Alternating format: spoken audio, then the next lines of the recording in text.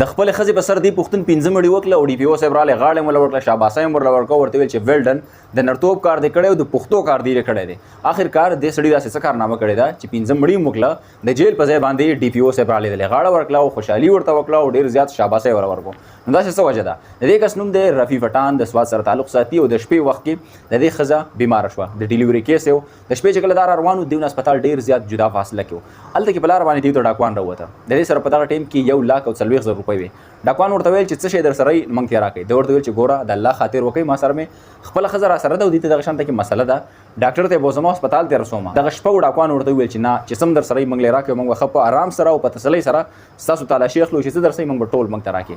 خیر 1,40,000 روپۍ د سړي ورته ورکړلې خو بیا هم دیو نه پرېښود او ډېر زیات زور زبردستي ورسره وکړه ښه کافي ټایم په دې کې ولګېدو کله هسپتال ته ورسېد لیډي ډاکټر ته دیو هغه وښوله نو د دې کس زوی خو پیدا شو خدا چې کوم دی د دې دنیا نه مړ لاړی او د دې سره چې کوم دی د دې ښځه هم وفات شوله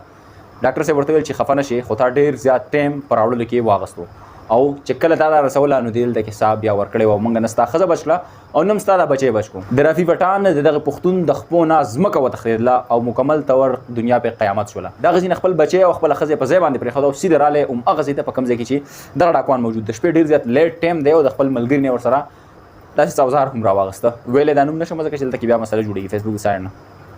خیر چې کله هغې دې هلته کې راورسېده نو هغه ډاکوانو په هغه ځای کې لګیا او 3 کسانو مطلب ښه په سور کې خنداګانې او خوشحالۍ نه کولې دا پسې راغلی او دیز نه پې ډزې وکړلې ښه کافي او 3 واڼې وشتل راګوزار یې کړه چې کله دغه راګوزار کړل نو هغه 2 کسان د لرې نه هغوی هم رامنډې کړې چې دا څه چلو شو په موږ باندې دا ډزې چا وکړې هغه 2 چې کله راښکاره شو نو هغه 2 هم پسې وشته هغه هم پسې مړه کړه چې کله هغه مړه کړله نو یو کس پاتې شو هغه یو د دیو نه منډه کړله وتښتېده کله واپس هسپتال راغلی ښځه او بچي راوچت کړله ورال کور ته هغه یې ښخ کړله جنازه ورله وکړه په دې انتظار کې چې اوس به پولیس راشي او ما به اوچت کړي او جیل ته به مې یوسي خو زه خیر زړه یې په دې باندې مطمئن و چې زه خپله بدله مې اخیستې ده خیر چې کله ډي پي او صاحب راغلی هغه دې له غاړه ورکړه شاباسي یې ورله ورکړه ودویل چې د پښتو کار دې کړی د نرۍ کار دې کړی